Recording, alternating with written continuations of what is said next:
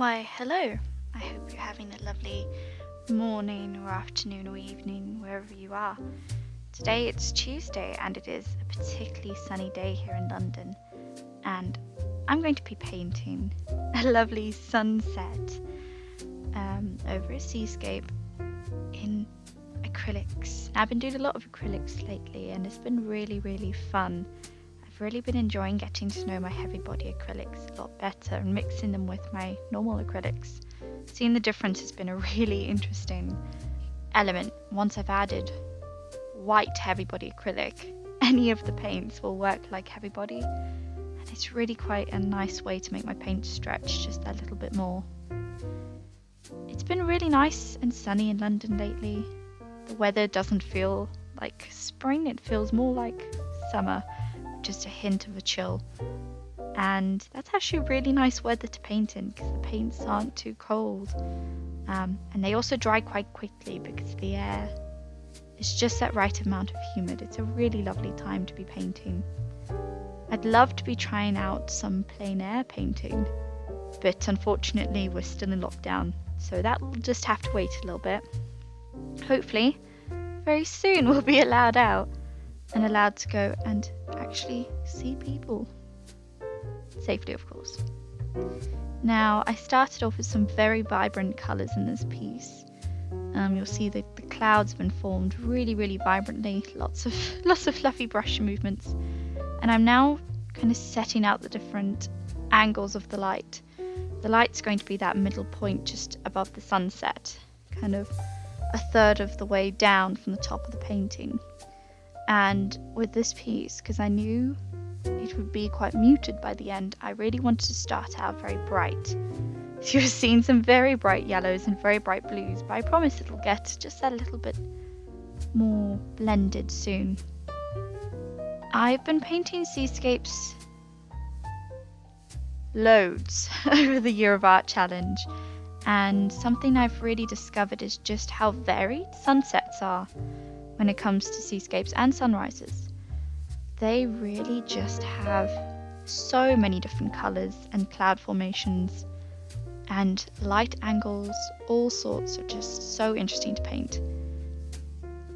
This one in particular, I was a bit worried that my blue and yellow would blend together and make this weird green colour that it did on my palette, but thankfully, because I let the yellow dry before I put the blue over it, we actually didn't have that problem. I at first was a little bit worried about adding that bright red at the bottom and blending it into orange because that was supposed to make the reflections, and it worked out later on. But there was a moment when I first put it down that I worried that maybe that's the wrong place to put it. There was a lot of kind of wiggly brush movements just to gently smush the paint in the right direction. I've really enjoyed using these thicker paints, but they do take that little bit more encouragement. I did most of this painting using that flat brush you can see I'm using now. It's a flat round brush, if that makes sense. It's just a cheap brush. I really enjoy using cheap brushes with my acrylics. I find they've just got the right amount of firmness without being too bristly and losing their bristles all through the paintings. I really hate that. So now I started to kind of tone down that really bright blue. And you'll see throughout this painting that I made sure I did the edges of this wood panel. It's only a small wood panel, about 9 by 7 inches. So it's a very small one. But one thing I've been enjoying exploring is how to do the sides of canvases and panels. I've experimented with just painting them black or Payne's grey.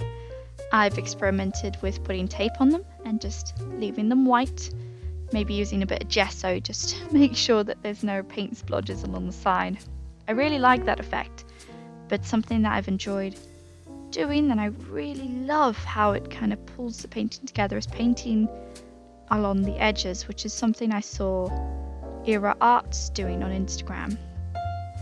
In fact, she signs her paintings right at the bottom, on the bottom of the panel rather than on the actual front of the panel. Lots and lots of details for this wave in the front. I really wanted the focus on this wave on the front.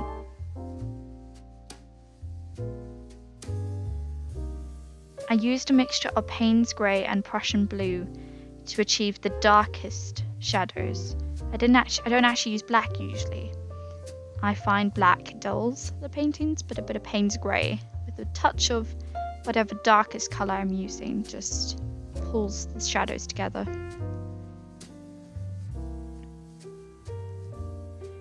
Then I start using, it's almost a pure white. I didn't add the pure white until the end, because in this instance I blended it with a bit of Prussian Blue. But very soon we're going to move on to a different section of the painting to allow that front bit to dry. One thing I've learned with acrylics, especially the thicker acrylics, is they take just a little bit longer to dry. So you don't want to be working over the same layer constantly, otherwise you'll end up with this strange plasticky film that if you disturb before it's fully dry, you end up with these little clumps in your painting. Now this is when I start to build in the shadows and sand patterns. This particular beach had these waves on the sand. The wet sand was reflecting the light, but it was also dipping into shadow, so it was an interesting challenge to paint this. I also grabbed Liquitex's muted grey, which is a strangely purple grey, and it made a fine shadow for the bottom left where you can see like stones built up.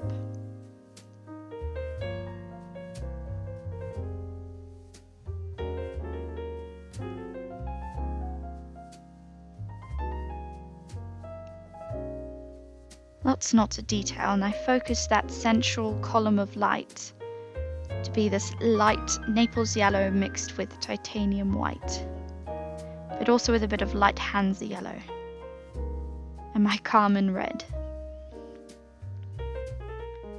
So all those colours that are in the sky are reflected within the sea as well. Now you'll start to see me moving it at different angles so I could get all the different angles. I know I painted a bit strangely with this panel. It didn't really stay on my easel in any sensible manner, but that's alright. I got all the edges doing so.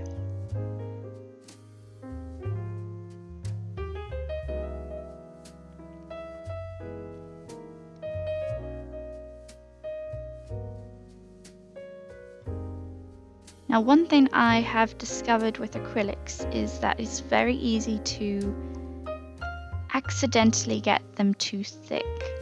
So I've started thinning my acrylics down and painting like a glaze that you'll see oil painters doing. With their first layer you'll often see a glaze rather than a thick impasto painting. So I've started doing that with my acrylics, and I actually reached a point with these clouds where I just left this thin glaze of clouds because I thought it actually did a better job indicating thin wispy clouds than any other form of acrylic would do.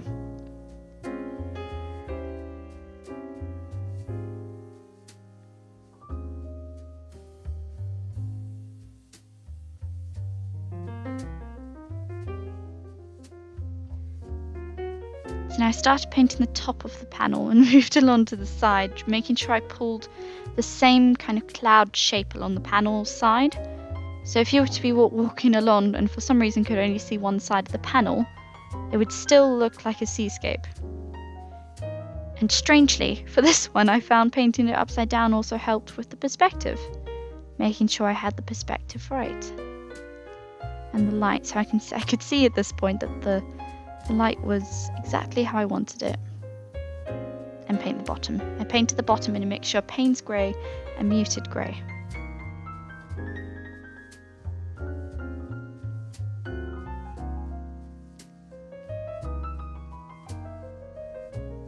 So here you see me completing the side of the panel and bringing all those elements together, adding all the details that I'd added along the middle and the other side of the panel, but upside down for some reason.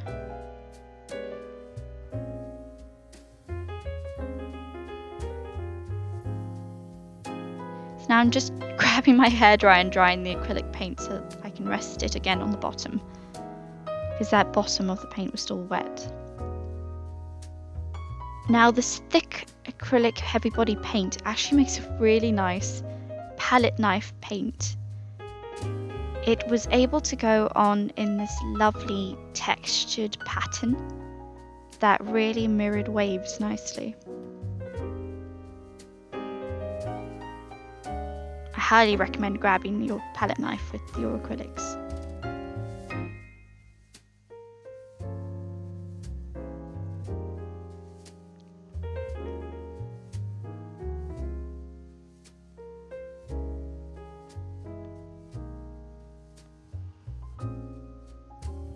Making sure all the details are clean. And now for some reason I found it a lot easier to sign this one while it was on its side, so we get to do the fun bit, signing this painting and calling it a day.